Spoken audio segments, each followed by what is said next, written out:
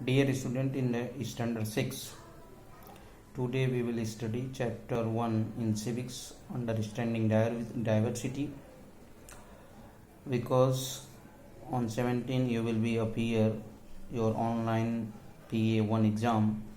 So that's why I am revising again these lessons and you can clear your concept with the help of this video. तो student मैं बताना चाहता हूँ कि मैं revise कर रहा हूँ आपका लेसन फर्स्ट अंडरस्टैंडिंग डाइवर्सिटी। इसको हम समझते हैं ताकि आप अच्छे से अपना जो है PA1 एग्ज़ाम दे सकें। तो कभी कभी ये देखा होगा कि क्लास में जब हम लोग कुछ बच्चों को काम देते हैं कि भाई आप जो है कोई चीज़ बनाइए, कोई आर्ट्स बनाइए, तो देखियो कभी कभी जब आर्ट्स बनाते हैं तो उसमें ये होता है कि सभी बच्चों का आर्ट्स एक जैसा नहीं होता है। हो सकता है किसी का टैली करे, लेकिन जो है उसमें अंतर दिखाई देता है। जैसा कि आप अपने बुक के फर्स्ट पेज पे देख रहे हो, सब में वेरिएशन होता है। इसी को हम डाइवर्सिटी कहते हैं। और ये जो है जल्दी इसमें आप देखिए कि कभी कभी अपने क्लास में आप बैठे हो तो वहाँ भाषा की विविधता दिखाई देती है, लोगों के बनावट में विविधता दिखाई देती है। कई कल्चर के बच्चे होते हैं जो अलग अलग तरीके से जो है अपना काम करते हैं।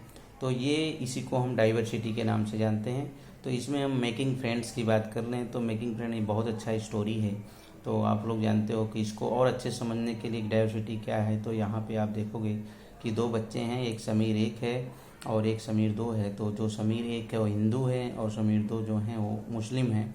तो समीर एक जो है वो जो है साइकिल से जाता रहता है और एक क्रॉसिंग आती है जहाँ पे वो रुकता है तो देखता है एक लड़का समीर दो जो मुस्लिम है वो न्यूज़पेपर बेच रहा था। ये मेरठ की घटना, मेरठ जो है यूपी में आता है, एक शहर है।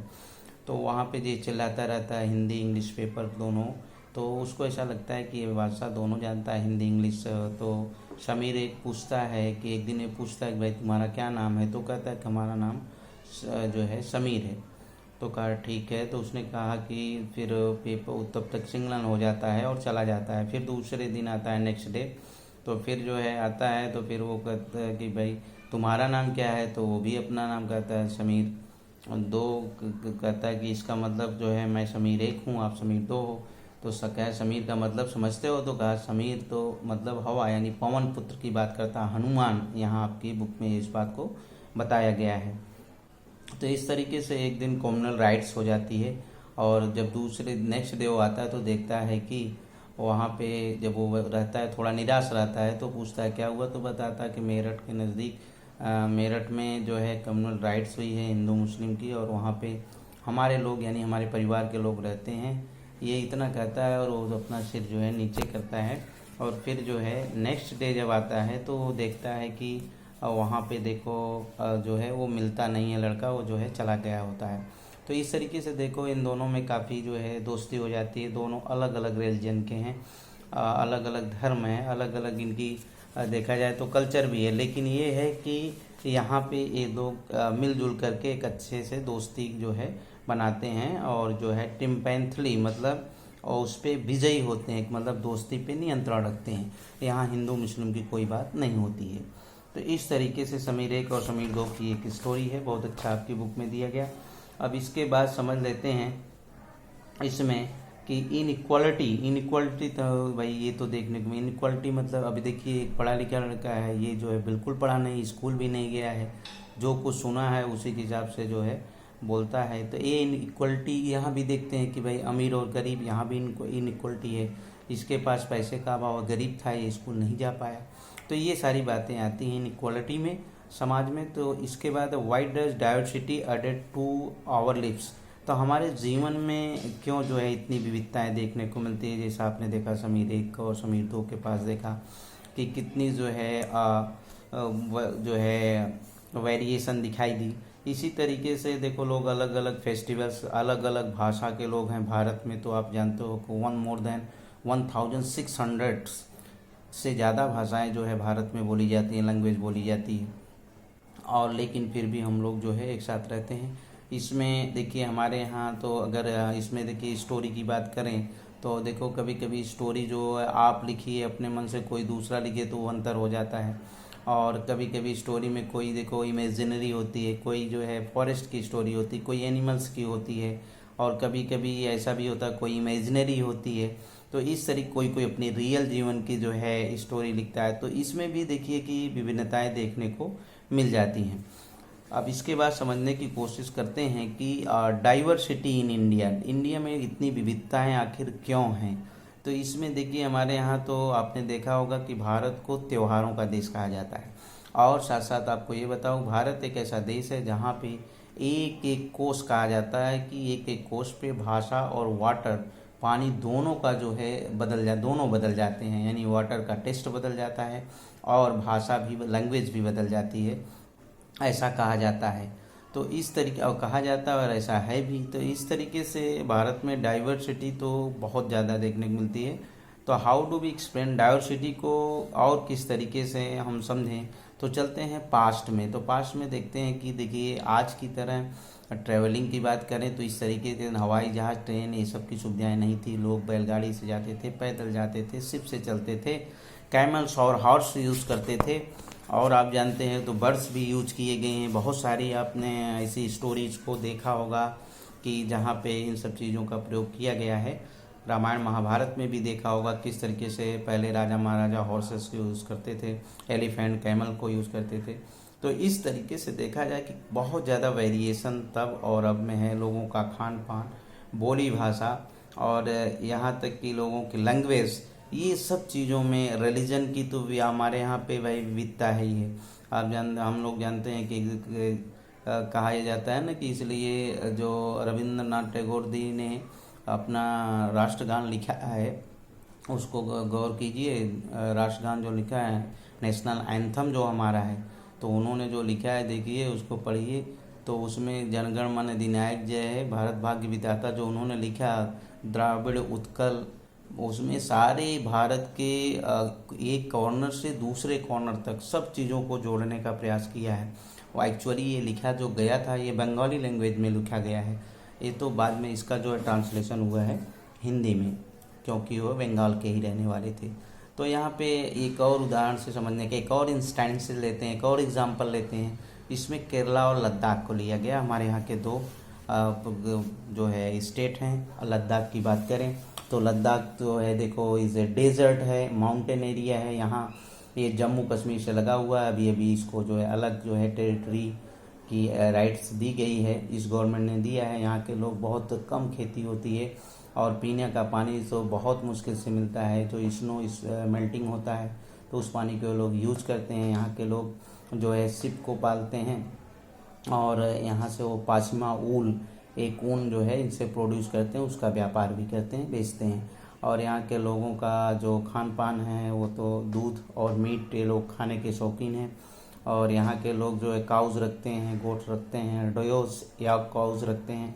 तो इस तरीके से लद्दाख जो है के लोग जो है कारवां बना करके एक जगह से दूसरी जगह यात्रा करते हैं और जाते हैं। ये स्पाइसेस और रॉ सिल्क, कच्चा सिल्क और कारपेट का व्यापार किया करते थे और आज भी करते हैं। इनके पास और कुछ नहीं है। इसके बाद जो है जो बुद्धिस्ट है सबसे पहले वो जो है यहीं से यानी लद्दाख वाया तिब्बत गए थे, इसलिए लद्दाख को छोटा तिब्बत भी कहा जाता है, क्योंकि तिब्बत वाया लद्दाख गए थे। तो यहाँ पे रहने वाले लोग जो बौद्धिस्ट भी हैं और इस्लाम धर्म के लोग भी हैं, यहाँ पे एक साथ रहते हैं। और केसर सागा एक यहाँ पे ये नेशनल एपिक है और जिसमें हिंदू, इसमें मुस्लिम और बुद्धिस्ट दोनों जो है परफॉर्म कर। केरला की बात करें तो ये स्टेट जो है साउथ वेस्ट का स्टेट है, जो कह रहे हैं कि ये जो है सराउंडेड बाय द सी, कह रहे हैं कि ये ऑन वन साइड, एक साइड से समुद्र से घिरा हुआ है। यहाँ पे हम जानते भी हैं कि केरला को क्या कहते हैं। हम सबसे ज़्यादा मसालों का उत्पादन करने वाला जो भारत का स्टेट है यही है। और इन मसालों का नाम जान लें कि कौन कौन से मसाले ये जो है उत्पादित करता है और उसका व्यापार करता है। तो इसमें कार्डेमम है और कार्डेमम है, ग्लूप्स है और भी मसाले हैं। तो तमाम मसालों का उत्पादन ये करता है केरला और इसी का जो है व्यापार करता है। लगभग 2000 ईयर्स अगो यहाँ पे जो है एक क्रिश्चियनिटी इंडिया में आई थी। तो यहाँ पे क्वेश्चन इसी तरीके से बनेगा, छोटा क्वेश्चन कि when did Christianity come to India. तो आपका आंसर होता है कि नियर अबाउट 2000 ईयर अगो। अब यहाँ पे एक अरब ट्रेडर्स आया था जिसका नाम था इब्न बटूटा, ये सबसे पहले आया था। तो आपको ये भी क्वेश्चन यहाँ पे एक बनेगा कि who did come first from traders from Arab, तो आपका आंसर हो जाएगा इब्न बतूता। तो इस तरीके से आपको क्वेश्चन छोटे छोटे बना करके जो है स्टडी करना है चैप्टर को, ताकि आपको एग्ज़ाम अच्छे से दे सकें। तो इस तरीके से आगे जब बढ़ते हैं इस चैप्टर में, तो सबसे पहले यहाँ पे जो भारत आने वाला व्यक्ति था वो पोर्तुगीज़ था जिसका नाम था वास्को द गामा। वो यूरोप से पोर्तुगीज़ था। वास्को द गामा सबसे पहले जो है लैंडेड किया एक शिप के साथ इंडिया में। तो इस तरीके से जब ये लैंड किया तो यहाँ पे देखा जाए तो क्रिश्चियनिटी, हिंदूज़म और बुद्धिज़्म, ये तीनों चीज़ें देखने को मिलती हैं। अब यहाँ पे बात कर लें कि जो लोग मछली पकड़ने के लिए नेट का यूज़ करते हैं यहाँ के लोग, उसको हम बोलते हैं चीना वाला, और जो बर्तन फ्राई करने के लिए यूज करते हैं उसको हम चीना पट्टी कहते हैं वहाँ की लैंग्वेज में, केरला की लैंग्वेज में। तो इस तरीके से देखा जाए कि जो हमारे यहाँ के दोनों स्टेट हैं उनका अगर आप जोग्राफिकल स्ट्रक्चर देखते हो तो ये काफ़ी इसमें जो है डिफरेंसेस दिखाई देता है, और दोनों के कल्चर भी बिल्कुल मिलते नहीं हैं, अलग अलग हैं। खान पान कुछ मिल भी सकता है। तो इस तरीके से देखो अलग अलग कम्युनिटी के लोग हैं जो रहते हैं। तो इस तरह आगे बढ़ते हैं तो यूनिटी इन डाइवर्सिटी, तो इसमें बात कर लेते हैं कि भारत में तमाम डिफरेंसेस के बाद कल्चर में डिफरेंसेस, फूड में डिफरेंसेस, ट्रेडिशंस में डिफरेंसेस के बावजूद भी हम सभी लोग एक साथ मिलकर के रहते हैं। और इस तरीके से इसमें एक और एग्जांपल दिया गया है, वो है जलियांवाला बाग मैस्केयर। ये बहुत फेमस रहा है, हम इसमें स्टोरी थोड़ी सी आपको बताना चाहेंगे। 13 अप्रैल 1919 की ये इवेंट थी जलियांवाला बाग। ये पंजाब का में अमृतसर एक जगह है जहाँ पे ये बाग है, आज भी स्थित है। यहाँ पे उस समय एक जनरल डायर करके जो है जनरल थे ब्रिटिश, और इन्होंने जो है एक मीटिंग का ऑर्गेनाइजेशन किया था। और उस समय जो है पंजाब के लोगों का बैसाखी का पर्व जो है बड़े आज भी जो ये लोग बहुत धूमधाम से मनाते हैं। ठीक उसी दिन जो है जनरल डायर ने मीटिंग के बहाने चारों तरफ से इनको सराउंड करके अंधाधुंध फायरिंग करवाई, और इस फायरिंग में बहुत सारे लोग मारे गए थे, निर्दोष लोग मारे गए। कुछ लोग चारों तरफ खाई बनी थी उसमें गिर के मर गए, जो कि एक इतिहास में कहा जाए तो एक ये दिन कलंक था।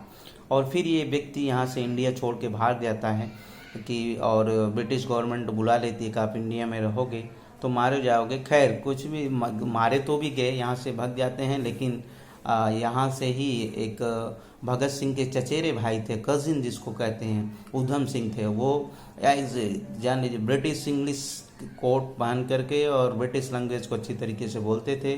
वो गए वहाँ ब्रिटेन गए, और जनरल डायर को पता करके वो सुबह निकल रहा था अपनी बग्घी यानी कि उसमें घोड़े की एक गाड़ी होती है, जैसे आ रहा था वहाँ पे गोली मार के फिर जो है वापस इंडिया आ जाते हैं। तो इस तरीके से इस खूनी जो घटना का बदला भी लिया गया।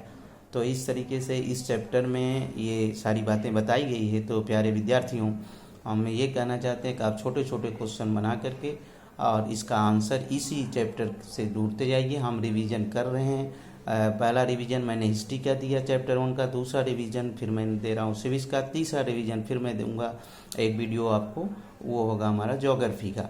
तो आप पढ़ते रहिए, तैयारी करते रहिए। बेस्ट ऑफ लक, तब तक के लिए गुड बाय।